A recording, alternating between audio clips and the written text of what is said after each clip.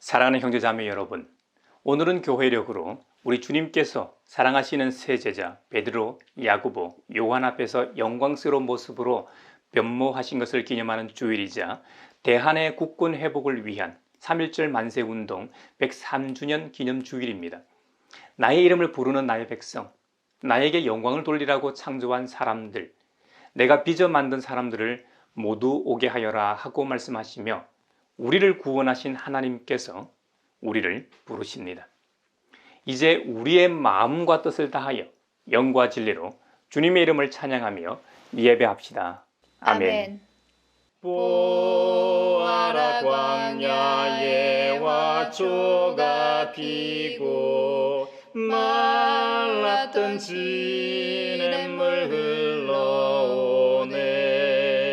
이 산과 저 산이 마주쳐 울려 주의 순종을 찬송하네.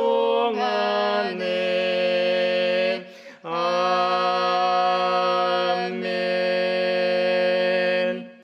주님께서 다스리시니 무백성아 떨어라. 주님께서 그룹 위에 앉으시니 온 땅아 흔들려라. 시온에 계시는 주님은 위대하시다. 만백성 위에 우뚝 솟은 분이시다. 만백성아 크고 두려운 주님의 이름을 찬양하여라. 주님은 거룩하시다. 주님의 능력은 정의를 사랑하심에 있습니다. 주님께서 공평의 기초를 놓으시고 야곱에게 공의와 정의를 행하셨습니다. 우리의 주 하나님을 찬양하여라. 그분의 발등상 아래 엎드려 절하라. 주님은 거룩하시다. 그의 제사장 가운데는 모세와 아론이 있으며 그 이름을 부르는 사람 가운데는 사무엘이 있으니 그들이 주님께 부르짖을 때마다 그분은 응답하여 주셨다. 주님께서 구름 기둥 속에서 그들에게 말씀하시니 그들이 그분에게서 받은 계명과 율례를 모두 지켰다. 주 우리 하나님, 주님께서 그들에게 응답해 주셨습니다.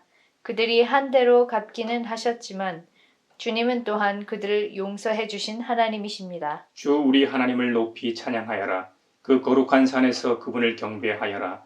주 우리 하나님은 거룩하시다. 아멘. 전능하신 아버지여 주의 능력 주시고 우리 맘에 임하셔서 떠나가지 마소서. 주께 영광 항상 돌려 천사처럼 섬기며 주의 사랑 영영토록 찬송하게 하소서. 아멘. 자비롭고 은혜로우시며 노하기를 더디하고 한결같은 사랑과 진실이 풍성하신 하나님께서는 우리의 악과 허물과 죄를 용서하신다고 하셨습니다. 이제 그 말씀을 의지하여 우리 죄를 고백하오니 주님께서 저에게 은총을 베푸시는 것이 사실이면 우리의 악과 우리의 죄를 용서해 주시고 모든 불의에서 우리를 깨끗하게 해 주시고 우리를 주님의 소유로 삼아 주시옵소서. 내 맘속을 비추시는 주님, 어둠에서 나를 지켜주소서. 내 맘속을 비추시는 주님, 당신 사랑 안에 쉬리라.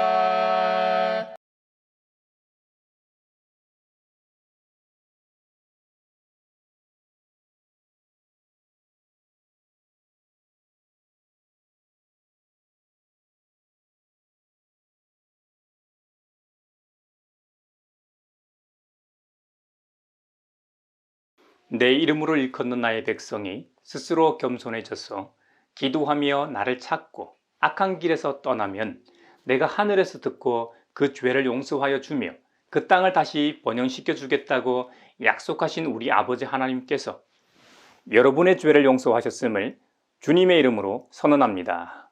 아멘. 아멘. 내 맘속에 솟아난 이 평안이 깊이 묻힌 보배로다.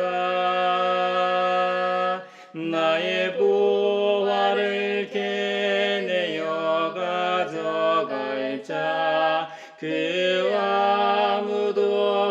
없으리라.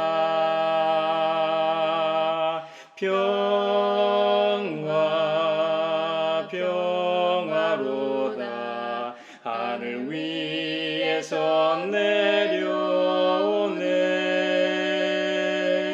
그 사랑의 물결이 영원토록 내 영혼을 덮으소서. 오늘 우리에게 주신 구약의 말씀은 출애굽기 34장 29절에서 35절입니다. 하나님의 말씀을 경청하십시오. 모세가 두 증거판을 손에 들고 시내산에서 내려왔다. 그가 산에서 내려올 때에 그의 얼굴에는 빛이 났다. 주님과 함께 말씀을 나누었으므로 얼굴에서 그렇게 빛이 났다. 모세 자신은 전혀 알지 못하였다. 아론과 이스라엘의 모든 자손이 모세를 보니 모세의 얼굴이 살결이 빛나고 있었다. 그래서 그들은 그에게로 가까이 가기를 두려워하였으나 모세가 그들을 부르자 아론과 회중의 지도자들이 모두 그에게로 가까이 갔다. 모세가 먼저 그들에게 말을 거니 그때에야 모든 이스라엘 자손이 그에게로 가까이 갔다. 모세는 주님께서 시내산에서 자기에게 말씀하신 모든 것을 그들에게 명하였다. 모세는 그들에게 하던 말을 다 마치자 자기의 얼굴을 수건으로 가렸다. 그러나 모세는 주님 앞으로 들어가서 주님과 함께 말할 때에는 수건을 벗고 나올 때까지는 쓰지 않았다. 나와서 주님께서 명하신 것을 이스라엘 자손에게 전할 때에는 이스라엘 자손이 자기의 얼굴에서 빛이 나는 것을 보게 되므로 모세는 주님과 함께 이야기하러 들어갈 때까지는 다시 자기의 얼굴을 수건으로 가렸다. 아름답고 귀한 말씀 생명샘이로다. 아름답고 귀한 말씀 생명샘이로다. 오늘 우리에게 주신 서신의 말씀은 고린도후서 3장 12절에서 4장 2절까지입니다. 하나님의 말씀을 경청하십시오. 우리는 이런 소망을 가지고 있으므로 아주 대담하게 처신합니다. 모세는 이스라엘 자손이 자기 얼굴에 광채가 사라져 가는 것을 보지 못하게 하려고 그 얼굴에 너울을 썼지만 그와 같은 일은 우리는 하지 않습니다. 그런데 이스라엘 백성의 생각은 완고해졌습니다. 그리하여 오늘날에 이르기까지도 그들은 옛 언약의 책을 읽을 때에 바로 그 너울을 벗지 못하고 있습니다. 그 너울은 그리스도 안에서 제거되기 때문입니다. 오늘날까지도 그들은 모세의 글을 읽을 때에 그 마음에 너울이 덮여 있습니다. 그러나 사람이 주님께로 돌아서면 그 너울은 벗겨집니다. 주님은 영이십니다. 주님의 영이 계신 곳에는 자유가 있습니다. 우리는 모두 너울을 벗어버리고 주님의 영광을 바라봅니다. 이렇게 해서 우리는 주님과 같은 모습으로 변화하여 점점 더 큰 영광에 이르게 됩니다. 이것은 영이신 주님께서 하시는 일입니다. 그러므로 우리는 하나님의 자비를 힘입어서 이 직분을 맡고 있으니 낙심하지 않습니다. 우리는 부끄러워서 드러내지 못할 일들을 배격하였습니다. 우리는 간교하게 행하지도 않고 하나님의 말씀을 왜곡하지도 않습니다. 우리는 진리를 환히 드러냄으로써 하나님 앞에서 모든 사람의 양심에 우리 자신을 떳떳하게 내세웁니다. 아름답고 귀한 말씀 생명샘이로다. 아름답고 귀한 말씀 생명샘이로다. 오늘 우리에게 주시는 복음의 말씀은 누가복음서 9장 28절로 36절입니다. 주님의 말씀을 경청하십시오. 이 말씀을 하신 뒤에 8해쯤 되어서 예수께서는 베드로와 요한과 야고보를 데리고 기도하러 산에 올라가셨다. 예수께서 기도하고 계시는데 그 얼굴 모습이 변하고 그 옷이 눈부시게 휘어지고 빛이 났다. 그런데 갑자기 두 사람이 나타나 예수와 더불어 말을 하고 있었다. 그들은 모세와 엘리야였다. 그들은 영광에 쌓여 나타나서 예수께서 예루살렘에서 이루실 일, 곧 그의 떠나가심에 대하여 말하고 있었다. 베드로와 그 일행은 잠을 이기지 못해서 졸다가 깨어나서 예수의 영광을 보고 또 그와 함께 서 있는 그 두 사람을 보았다. 그 두 사람이 예수에게서 막 떠나가려고 할 때에 베드로가 예수께 말하였다. 선생님, 우리가 여기서 지내는 것이 좋겠습니다. 우리가 초막셋을 지어서 하나에는 선생님을, 하나에는 모세를, 하나에는 엘리야를 모시겠습니다. 베드로는 자기가 무슨 말을 하는지도 모르고 그렇게 말하였다. 그가 이렇게 말하고 있는데 구름이 일어나서 그 세 사람을 휩쌌다. 그들이 구름 속으로 들어가니 제자들은 두려움에 사로잡혔다. 그리고 구름 속에서 소리가 났다. 이는 내 아들이요 내가 택한 자다. 너희는 그의 말을 들으라. 그 소리가 끝날 때에 예수만이 거기에 계셨다. 제자들은 입을 다물고 그들이 본 것을 얼마 동안 아무에게도 알리지 않았다. 이것은 주님의 말씀입니다. 하나님 감사합니다. 아름답고 귀한 말씀 생명샘이로다. 아름답고 귀한 말씀 생명샘이로다. 사회를 위하여 기도합니다. 이번 주 1학기 개학을 앞두고 교육부에선 지역별, 학교별 감염 현황을 고려한 유연한 대응이 가능하도록 방역 및 학사 운영 체계를 대폭 전환한다고 합니다. 학교 내 방역 강화를 위해 약 7만 명 학교 방역 인력을 배치하고 급식실 칸막이 설치 의무화 및 지정 좌석제를 운영한다고 합니다. 확진자 발생 시 신속 항원 검사가 이루어지도록 학교 내 키트 비치 또는 이동 가능 현장 PCR 검사소를 설치 운영한다고 합니다. 학사 운영을 위해서는 강화된 학교 방역을 통한 대면 수업을 유지한다는 입장입니다. 그리고 공공관리 시스템 서버 증설 및 무상대여 스마트기기 여유분을 확보하고 비상 상황에도 필수 교육 활동을 지속할 수 있도록 지원한다는 입장입니다. 대면 수업 전환은 반길 일이지만 오미크론 환자가 폭발적으로 증가하는 상황이라 우려도 되는 상황입니다. 그럼에도 불구하고 학생들의 학습권 보호와 교육 결손 최소화를 위해 교육부를 중심으로 각 시도교육청과 학교별로 서로 협력하게 하시고 학생들도 위드 코로나 시대에 맞게 각별히 조심하며 한 학기를 보낼 수 있게 하소서. 주여 주여 우리를 불쌍히 여기소서. 그리스도여 그리스도여 우리를 불쌍히 여기소서. 주여 주여 우리를 불쌍히 여기소서. 교회를 위하여 기도합니다. 오는 3.1절을 맞아 호주 선교사 3인이 대한민국 정부로부터 독립유공자 보상이 이루어질 예정이라고 합니다. 1895년에 설립된 부산 동래여고의 전신인 일신여학교 설립자와 교장, 교사 3명이 주도한 3.11 만세 시위는 부산 경남 지역 3.1운동의 효시가 되었다고 합니다. 비록 선교사의 신분이었지만 하나님의 거룩한 영으로 인해 참 자유를 알고 있었던 이들은 일제의 탄압이 반인권적이며 불평등함을 만천하에 알렸다고 할 수 있습니다. 오늘을 사는 기독 시민으로서 한국 교회와 성도들도 성령님의 인도하심에 따라 이 사회의 불평등과 부조리에 맞서는 용기가 있게 하시고 우크라이나 사태와 같이 평화를 위협하는 세력들을 향해 한 목소리를 내게 하소서. 주여 주여 우리를 불쌍히 여기소서. 그리스도여 그리스도여 우리를 불쌍히 여기소서. 주여 주여 우리를 불쌍히 여기소서. 세계 평화를 위하여 기도합니다. 러시아 대통령 푸틴의 공격 명령에 따라 러시아 군대가 우크라이나를 침공함으로 결국 전면전이 시작되었습니다. 푸틴 대통령의 과욕으로 두 나라 시민이 죽어가고 전 세계가 피해보는 비극이 일어나고 있습니다. 조속히 전쟁은 끝나고 평화가 찾아오게 하시고 우크라이나가 독립된 국가로 다시 설 수 있게 하소서. 특히 나토 회원 국가들이 의지를 가지고 강력하게 러시아를 저지하게 하시고 냉전체제의 악몽을 재현하려는 푸틴의 계획을 막아주소서. 주여 주여 우리를 불쌍히 여기소서.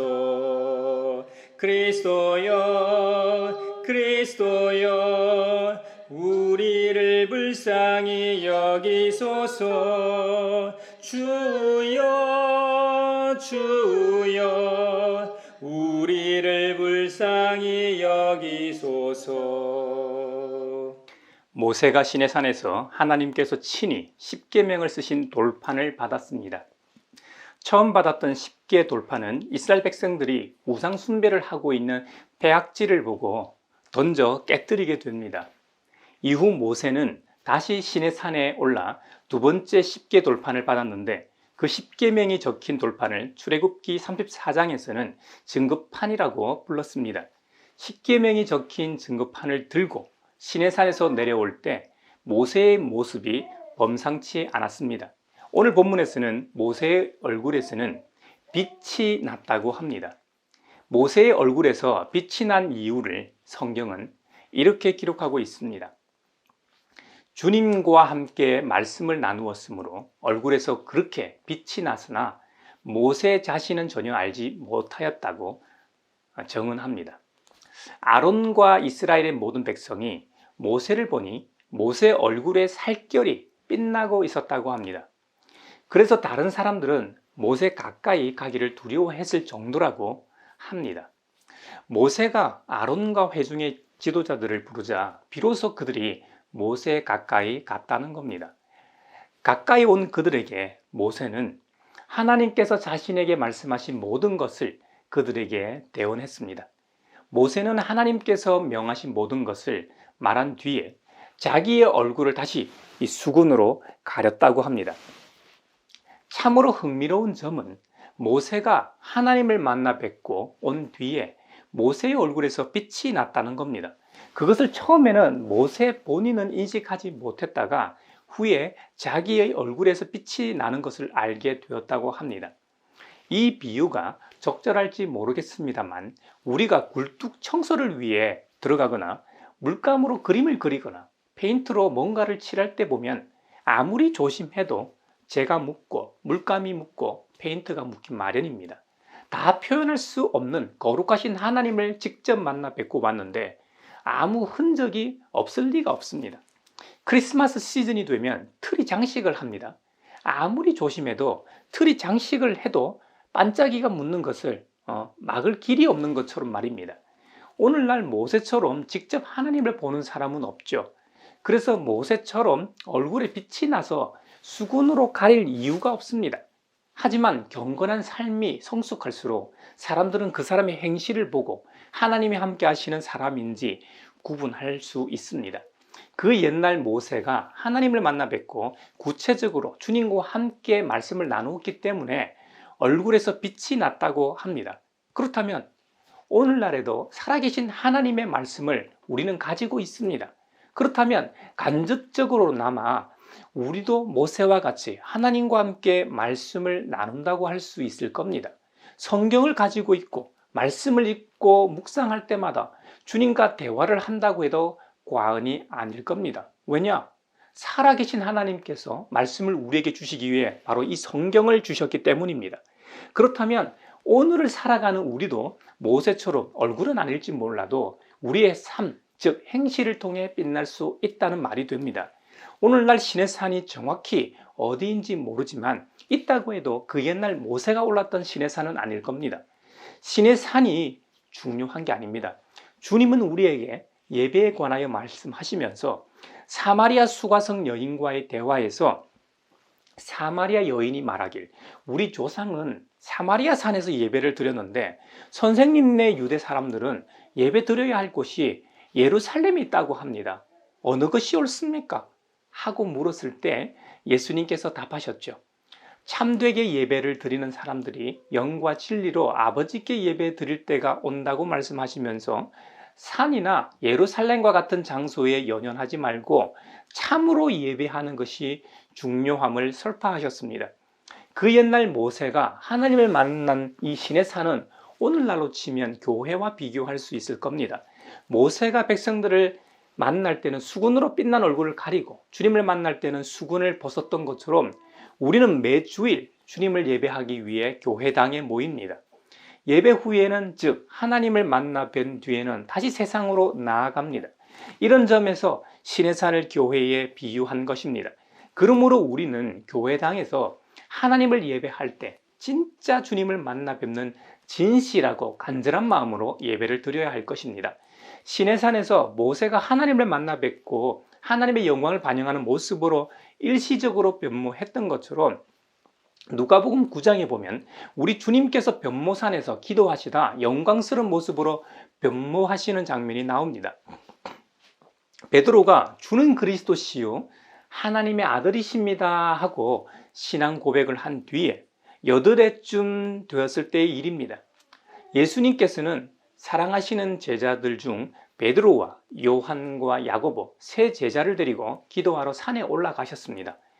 예수님께서 기도하고 계시는데 그 얼굴 모습이 변하고 그 옷이 눈부시게 휘어지고 빛이 났다고 합니다.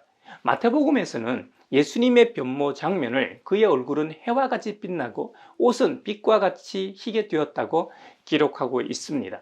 또 마가복음에서는 예수님이 제자들이 보는 앞에서 변하셨는데 그 옷은 세상에 어떤 빨래꾼이라도 전문 빨래 하는 사람이라고 할지라도 그렇게 희게 할 수 없을 만큼 새하얗게 빛났다고 기록하고 있습니다. 마태, 마가, 누가복음서에서 표현은 조금씩 다르지만 확실한 것은 예수님이 기도하실 때 확실히 변모하셨다는 점입니다. 사실 예수님께서 변모하신 것도 놀라운 장면인데 갑자기 두 사람이 나타났다는 겁니다.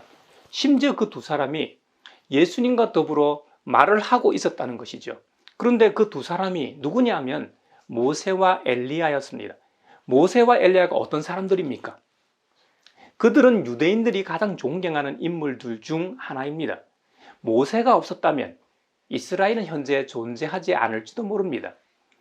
모세가 하나님의 인도하심에 따라 그 옛날 히브리 노예들을 약속의 땅으로 이끌고 왔기 때문에 그들이 존재하기 때문입니다. 또 엘리야는 어떤 인물입니까? 엘리야는 예언자, 즉 선지자들의 조상격입니다. 믿음의 조상 아브라함이 있다면 예언자의 조상이 바로 엘리야일 겁니다. 가장 권위 있는 예언자라는 말입니다.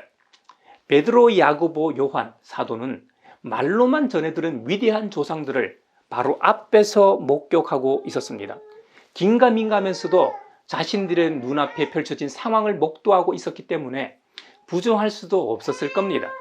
무엇보다 그들이 진짜 모세와 엘리야라면 우리 선생님이 정말 구약에서 오신다고 했던 메시아가 맞겠구나 하는 확신이 생기지 않았을까요? 모세와 엘리야는 영광에 쌓여 나타났다고 성경은 기록합니다. 그들은 말하길 예수님께서 예루살렘에서 이루실 일, 곧 그의 떠나가심에 대하여 말하고 있었다는 겁니다. 이 엄청난 일에 대하여 자고 있던 베드로, 야고보, 요한 세 제자는 깨어나서 예수님께서 영광스러운 자태로 변모하신 모습과 모세와 엘리야가 나타난 것을 분명히 보았다고 성경은 증언합니다. 심지어 성격 급한 이 베드로는 신앙 고백할 때나 예수님께서 순한 예고로 하실 때 그러지 마시라고 말릴 때처럼 이번에도 그의 기질을 잘 보여줍니다. 모세와 엘리야가 예수님에게서 막 떠나가려 할 때에 급하게 예수님께 말합니다. 선생님, 우리가 여기서 지내는 것이 좋겠습니다.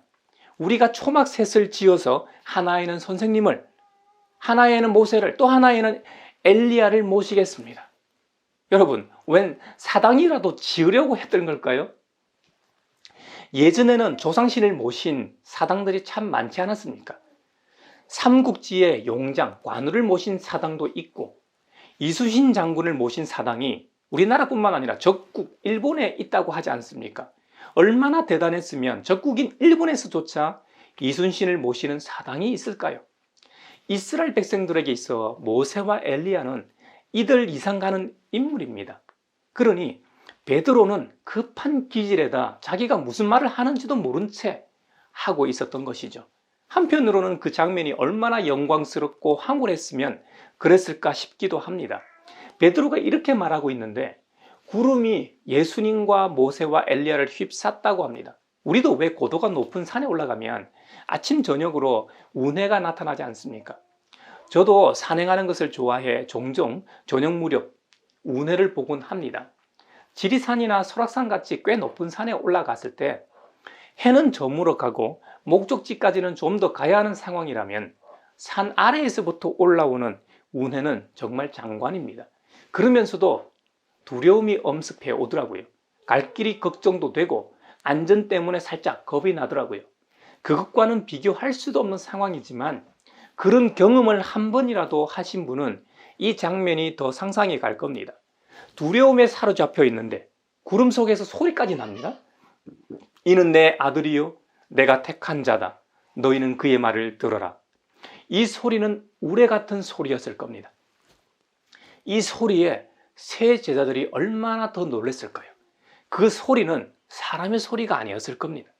그 옛날 출애굽 때 시내산 앞에 선 이스라엘 백성들에게 산이 진동했던 것처럼 그런 소리였을 겁니다.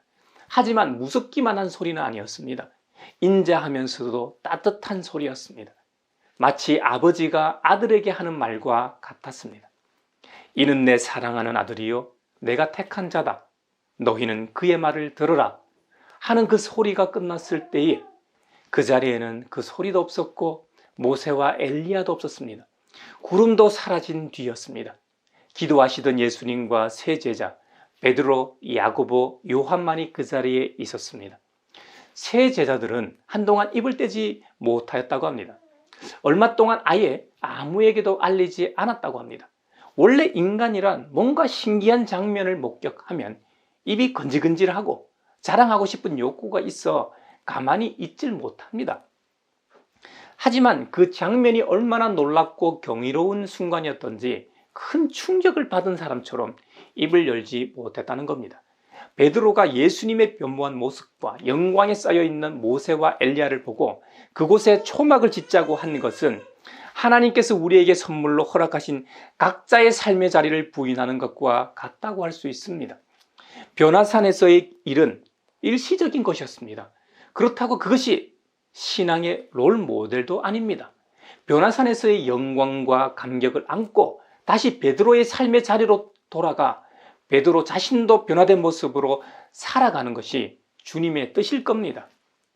여러분, 이런 점에서 시내산에서 모세가 하나님의 영광된 빛의 반영을 가렸던 수건과 같다고 할 수 있을 겁니다. 이런 일련의 모습을 사도 바울은 고린도 후서 3장에서 이렇게 해석하고 있습니다. 출애굽기 34장에서 모세가 십계명이 적힌 돌판인 증거판을 새로 받았습니다. 모세는 거룩하고 영광스러운 하나님을 직접 만나 뵙고 그 증거판을 받았는데요. 모세는 하나님을 직접 배웠기 때문에 하나님의 영광이 모세에게도 반영되었습니다. 물론 출애굽기 33장 19절 이하에 보면 모세가 하나님을 만나 뵙는 장면이 소상히 기록되어 있는데요. 하나님께서는 모세에게 이렇게 말씀하셨습니다. 내가 나의 모든 영광을 내 앞으로 지나가게 하고 나의 거룩한 이름을 선포할 것이다. 나는 주다. 은혜를 베풀고 싶은 사람에게 은혜를 베풀고 불쌍히 여기고 싶은 사람을 불쌍히 여긴다. 주님께서 다시 말씀하셨다. 그러나 내가 너에게 나의 얼굴을 보이지 않겠다. 나를 본 사람은 아무도 살 수 없기 때문이다. 너는 나의 옆에 있는 한 곳, 그 바위 위에 서 있어라. 나의 영광이 지나갈 때에 내가 너를 바위 틈에 집어넣고 내가 다 지나갈 때까지 너를 나의 손바닥으로 가리워 주겠다. 그 뒤에 내가 나의 손바닥을 거두리니 내가 나의 등을 보게 될 것이다. 그러나 나의 얼굴은 볼 수 없을 것이다. 아멘. 더 정확하게 말하면 모세가 하나님을 얼굴과 얼굴이 대면하듯 뵌 것은 아닙니다. 하나님 곁에 있다가 뒷모습이나마 하나님을 언뜻 본 것이 팩트이고 하나님을 언뜻 봄으로써 생겨난 찬란한 영광을 이스라엘 백성들이 보지 못하게 수건으로 가렸다는 말입니다. 우리 교회에서 보는 새번역 성경에서는 수건을 너울로 번역하였습니다. 너울은 예전에 여자들이 나들이 할 때 이 얼굴을 가리기 위하여 쓰던 물건이죠. 모세에게서 하나님의 영광이 반영된 것은 달로 생각하시면 쉽게 이해하실 수 있을 겁니다. 달은 스스로 빛을 발하지 못하지요. 하지만 태양의 빛을 받아 반영하기 때문에 깜깜한 밤에 우리는 빛나는 달을 보게 되는 이치와 같습니다. 모세에게서 반영된 이 하나님의 영광의 빛으로 인해 두려워하는 사람들 때문에 모세는 머리에 너울을 썼습니다. 예수님과 함께 있었던 베드로도 주님의 변모 장면을 보고 그곳에 초막을 짓자고 제의한 것도 이와 같은 것입니다. 모세가 너울로 그 얼굴을 가린 이유는 사도 바울에 의하면 자기 얼굴의 광채가 사라져가는 것을 보지 못하게 하려고 썼다는 겁니다. 원문에서는 텔로스투 카타르구메누라고 되어 있는데요. 이를 직역하면 결국 활동하지 못하게 폐지하다입니다. 얼마 있지 않으면 사라질 영광의 끝부분이라는 의미입니다. 모세가 하나님의 영광을 사역하는 일평생 반영한 것이 아닙니다. 일시적으로 하나님의 영광을 반사했다는 의미입니다. 이 말은 모세 율법의 임시성을 상징적으로 나타내는 표현입니다. 따라서 모세가 너울로 그 얼굴을 가린 것은 백성들로 하여금 일시적인 기능만을 하는 율법에 집착하지 말고 그 너머에 있는 영원한 영광을 바라보도록 하려는 목적이 있었다고 해석할 수 있습니다.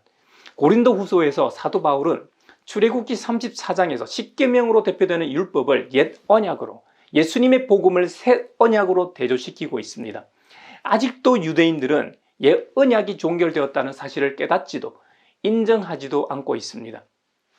오늘날에도 유대인 회당에서 구약을 읽을 때 바로 이 너울, 수건을 가려져 있어서 진리를 바로 알지 못하고 있는데요. 하지만 고린도후서 3장 14절 후반절에서는 그 너울은 그리스도 안에서 제거되었다고, 벗겨졌다고 선언하고 있습니다. 사실 문제는 옛 언약으로 지칭되는 율법이나 그것을 전한 모세가 문제 있는 것이 아닙니다. 문제는 다른 사람, 곧 절대 다수의 이스라엘 백성들에게 있었습니다. 그래서 사도 바울은 모세와 그의 너울이라는 출애굽기 34장을 빌려와서 설명하고 있는 것입니다. 애당초 모세로 하여금 너울을 쓸 수밖에 없게 했던 문제가 백성들의 마음 상태, 즉 완고한 생각과 마음 때문에 우리는 율법이 회당에서 낭독될 때 너울이 지금도 율법 자체, 옛 언약 위에 드리워져 있음을 알 수 있습니다. 다시 말해서 율법은 참으로 하나님의 영광을 계시합니다. 율법은 메시아의 오심을 계시하지만 마음의 준비가 되지 않은 이들에게 율법은 너울이 씌워 있는 것과 같다는 말입니다. 그러므로 너울은 낭독되는 율법이 아니라 사람들의 마음 위에 더 씌워져 있다는 것이죠. 그렇다면 너울은 어떻게 벗겨질까요? 사도 바울은 계속해서 출애굽기 34장을 비유로 듭니다. 모세는 성막 안으로 들어갈 때, 즉 주님의 임재 안으로 들어갈 때 너울을 벗었습니다. 너울이 필요했던 이유는 백성들의 마음이 완고했기 때문인데요. 주님과 그 얼굴을 마주 대할 때는 너울 따윈 필요가 없었습니다. 고린도후서 3장 16절에 보면 그러나 사람이 주님께로 돌아서면 그 너울은 벗겨집니다 하고 바울이 말합니다. 이 말은 누구든 우리 주님 예수께 돌아설 때마다 회심하고 회개할 때마다 너울은 사라진다는 말이 됩니다. 사도 바울은 이 너울이 사라지게 하는 분이 하나님의 거룩한 영이신 성령님이라고 선포합니다. 그리고 성령님이 계신 곳에서는 자유가 있다고 선포합니다. 완고한 마음이 봄눈 녹듯 녹아 부드러워진다는 겁니다. 우리의 완고한 삶이 딱딱하게 굳은 마음과 말의 변화가 찾아오고 사람 살리는 존재로 바뀐다고 말하는 것입니다. 주님을 믿고 주님께로 돌아온 우리의 얼굴은 대개 모세의 얼굴처럼 빛나지 않습니다. 그 모습이 세상적으로 볼 때 세련되지 않을 수도 있습니다. 볼품 없을 수도 있습니다. 하지만 이 영광은 우리의 믿음을 통해 인식된다는 점입니다. 그리고 그렇게 인식된 믿음은 성령님의 자유하게 하심으로 또 담대함으로 성도 개개인으로 교회 공동체적으로 이 사회에서 얼굴과 얼굴이 맞댄 또렷한 대화, 관심, 사랑, 나눔의 형태로 그 영광이 나타나게 됩니다. 오늘은 주님 변모 주일이자 3.1절 103도를 기념하는 주일입니다. 100년 전 우리 믿음의 선배들은 나라가 어려울 때 가장 먼저 앞장서서 그리스도의 사랑을 전하기 위해 행동했습니다. 유관순같이 어린 나이에도 하나님을 만난 자들에게서 그 영광이 나타났습니다. 성령님으로 인해 진정한 자유함을 맛보았기 때문에 천안에서 3.1 운동을 주도할 수 있었던 것이죠. 오늘날도 이 나라는 우리 믿음의 사람들의 기도가 필요하고 행동이 필요합니다. 러시아가 자국의 이익 때문에 분리 독립한 우크라이나를 침공해 평화를 깨뜨렸을 뿐만 아니라 무수한 사람들의 생명과 안전을 위협하고 있습니다. 전 세계적으로 주가가 출렁일 정도로 경제에도 악영향을 미쳤습니다. 이런 상황에서 우리나라에선 2주 뒤면 대선이 있습니다. 5년 동안 대한민국이라는 배를 잘 운항할 리더가 뽑힐 수 있도록 함께 기도하며 참정권을 행사해야 하겠습니다. 이번 한 주간도 새 언약의 일꾼으로서, 새 언약의 공동체 일원으로서 각자의 삶의 자리에서 성령님으로 인한 자유함을 누리는 저와 여러분이 되시길 바랍니다. 이럴 때 믿는 우리를 통해 주님의 형상이 세상에 증거될 것입니다.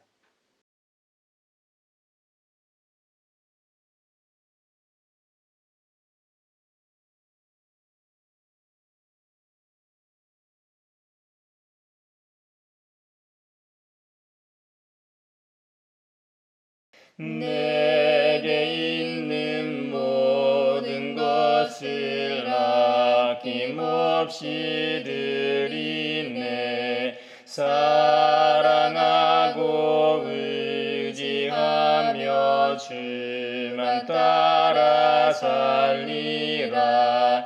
주께 드리네. 주께 드리네.